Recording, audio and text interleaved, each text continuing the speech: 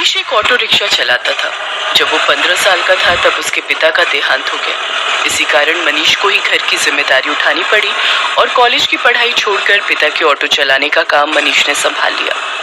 मनीष की बड़ी बहन सुलेखा की शादी में जो उसके पिता ने कर्जा लिया था, उसे उतारने के लिए मनीष ने अपना घर भी बेच दिया और माँ के साथ किराए के घर में रहने लगा। मनीष की बड़ी बहन अपने ससुराल में खुश है। इस बात की उसे बहुत तसल्ली है। माँ, सुलेखा दीदी का मेरे मोबाइल पर फोन आया है। तुम बात कर लो, फिर मैं ऑटो लेकर काम पर निकलता हूँ। हेलो सुलेखा दीदी, ये लो माँ से बात करो। हाँ बेटी, अपना ध्यान रखा कर, खूब खाया पिया कर, इससे बच्चे की सेहत पर अच्छा असर होगा। अब बस यही इच्छा है कि जल्दी से मैं नानी बन जाऊं और मनीष मामा। हाँ वो तो है, अब मामी कहलवाने वाली बस आ जाए तो मैं सुकून से तीर्थ यात्रा पर निकल जाऊंगी। नहीं नहीं, अपने नाती पोतों को खिलाकर ही तीर्थ यात्रा पर जाऊंगी।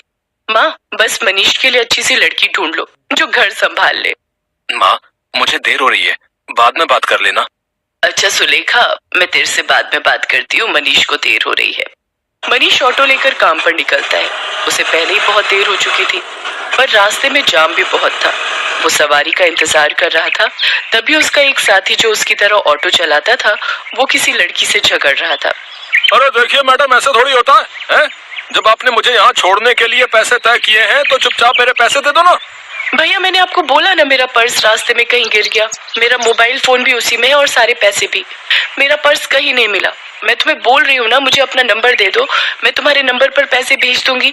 अभी मुझे देर हो रही है, मुझे सामने होटल में एक फंक्शन में पहुंचना है।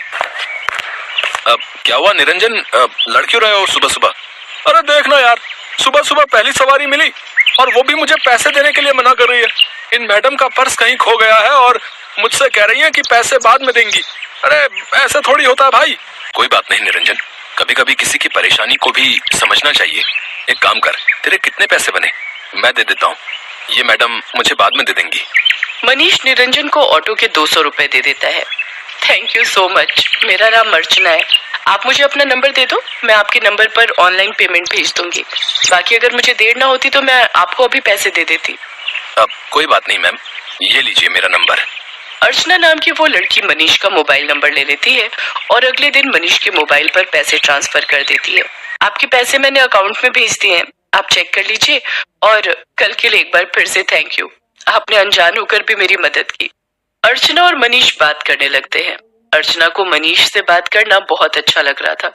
उसके बाद एक दो बार अर्चना की मुलाकात मार्केट में मनीष से हो ही जाती है। धीरे धीरे दोनों दोस्त बन जाते हैं। मनीष को पता चलता है कि अर्चना एक बहुत ही अमीर खानदान की लड़की है, तो वो उसे समझाता है। अर्चना, तुम बहुत ही अमीर खानदान की लड़की हो। तुम में और मेरे में जमीन आसमान का फर्क है। मैं एक मामूली ऑटो रिक्शा चलाने वाला गरीब लड़का हूँ। तुम्हारा और मेरा यूं दोस्ती रखना ठीक नहीं है। प्लीज तुम मुझसे मत मिलो। तुम ना मिलने की बात कर रहे हो, पर आज तो मैं तुम्हें अपने प्यार का इजहार करने आई थी। मैं तुम्हें बहुत पसंद करती हूँ मनीष। मैं अपनी आगे आने वाली पूरी लाइफ तुम्हारे साथ मिलकर जीना चाहती हूँ। कहते कहते अर्चना फूट फूट कर रोने लगती है और मनीष उसे गले लगा लेता है। अर्चना अपने मम्मी पापा से इस बारे में बात करती है और जबरदस्ती मनीष से शादी करने के लिए मना लेती है। इधर मनीष भी अपनी माँ और बहन से इस बारे में बात करता है और एक शुभ मुहूर्त में दोनों की शादी हो जाती है। अर्चना का स्वभाव बहुत अच्छा था। उसे इस बात से कोई फर्क नहीं पड़ता था कि उसकी ससुराल गरीब है। ना ही उसने कभी इस बात की कोई शिकायत की। अर्चना, अब तुम मेरे साथ शादी करके खुश तो हो ना? हाँ मनीष, मैंने तुम्हें दिल से प्यार किया है। मैं तुम्हारे साथ बहुत खुश हूँ। माँ जी, सुलेखा दीदी सब मुझे कितना प्यार करते हैं। मुझे तो महसूस ही नहीं हुआ कि मैं अपना घर छोड़कर आई हूँ। तभी अर्चना की सास भी आ जाती है।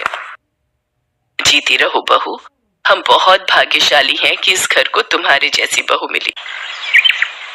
अर्चना भाभी, ये देखो, मैं आपके लिए नई साड़ी लाई हूँ। आज आप शाम को कीर्तन में यही पहनना। सुलेखा दीदी, ये साड़ी तो बहुत सुंदर है, ठीक है, पर एक शर्त पर। आज आप मुझे खुद तैयार करोगे, प्रॉमिस? अर्चना की बातें सुनकर सुलेखा की आंखों में आंसू आ जाते हैं। उसने कभी सोचा ही नहीं था कि उसे इतनी प्यारी भाभी से इतना प्यार और सम्मान मिलेगा। सचमुच कुछ ही दिनों में अर्चना ने सबके दिल में एक अलग जगह बना ली।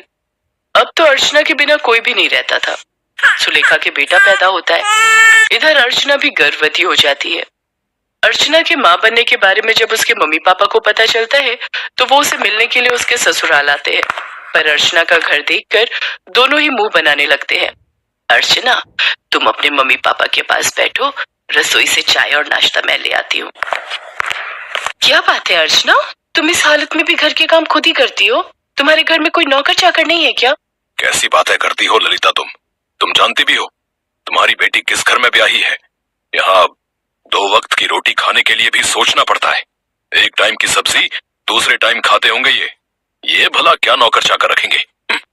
नहीं पापा, ऐसी कोई बात नहीं है। माँ जी और मनीष ने तो मुझे कई बार कहा है कि मैं घर में कोई काम वाली रख लूं, पर पूरा दिन मैं घर पर होती हूँ, मेरा भी मन नहीं लगता, और फिर मैं तो कुछ भी नहीं करती, सारा काम माँ जी ही करती है, मुझे उठने ही नहीं देती। ये लीजिए चाय। अर्चना, तुम्हें ये समोसे बहुत पसंद है ना? मैं ये भी हलवाई से खरीद लाई हूँ, अपने मम्मी पापा को भी दो। नहीं, मैं ऑयली फूड कम खाती हूँ। और अर्चना, तुम भी ये सब मत खाया करो, तुम्हें इस टाइम में जूस फ्रूट्स ये सब लेना चाहिए। बहन जी, आप तो समझदार हैं, ये समोसे वगैरह ये सब बहुत नुकसानदायक है। मम्मी, आप मेरी टेंशन मत लो, माँ जी मेरा पूरा ख्याल रखती है। वो मुझे समय पर जूस फ्रूट दूध दही सब्जियां और सब कुछ खाने के लिए देती है। तभी अर्चना की ननद सुलेखा भी आ जाती है। अर्चना भाभी, मैंने डॉक्टर से अपॉइंटमेंट ले लिया है, कल सुबह 11 बजे आपको मेरे साथ चलना है, तो आपका चेकअप हो जाएगा और बाकी जो इंजेक्शन वगैरह। सुलेखा, तुम्हारा कौन से हॉस्पिटल में बच्चा हुआ था जिस डॉक्टर के बारे में तुम बात कर रही हो? जी, वो बड़े बाजार में जो हॉस्पिटल है जहाँ डॉक्टर नेहा बैठती हैं, वो सस्ता बेकार सा हॉस्पिटल। अर्चना, तुम उस हॉस्पिटल में चेकअप के लिए जाओगी? तुम्हारा दिमाग तो ठीक है। अर्चना, तुम एक मामूली से हॉस्पिटल में चेकअप के लिए जाओगी? तुम चिंता मत करो, इन लोगों के पास अगर तुम्हारे इलाज के लिए पैसे नहीं है तो क्या हुआ, मैं तुम्हारे लिए इस शहर के सबसे बड़े नामी हॉस्पिटल में आज ही बात कर लेता हूँ। और तुम अभी के अभी अपना सामान पैक करो और हमारे साथ चलो। किसके घर? आपके घर पापा? मैं अभी अपना घर छोड़कर कहीं नहीं जा सकती। मुझे डॉक्टर नेहा, जो कि एक बहुत बड़ी और समझदार डॉक्टर है, उन्होंने सुलेखा दीदी की नॉर्मल डिलीवरी की है। उन्होंने मुझे पूरा रेस्ट करने के लिए बोला है। और शायद आपने ठीक से सुना नहीं, मुझे कल सुलेखा दीदी के साथ डॉक्टर के पास जाना है। आप थोड़ी देर और बैठेंगे या जा रहे हैं? क्योंकि अभी ना मनीष आने वाले हैं। वो शहर में एक नया रेस्टोरेंट खुला है, वहां पर मेरी फेवरेट आइसक्रीम मिलती है, तो आज मेरा वो खाने का प्लान है, तो हम सब डिनर के लिए जाने वाले हैं। अर्चना का ऐसा कोई प्लान नहीं था, ये उसकी सास और सुलेखा जानते थे, पर अर्चना अपने मम्मी पापा को एहसास दिलाना चाहती थी कि उसके ससुराल वालों का और अपमान ना ही करे तो उनके लिए बेहतर है। अर्चना के मम्मी पापा लज्जित हो जाते हैं और कुछ देर बाद वहां से चले जाते हैं। अर्चना की सास और ननद दोनों की आंखों में खुशी के आंसू थे। अर्चना अपनी सास और ननद के गले से लग जाती है।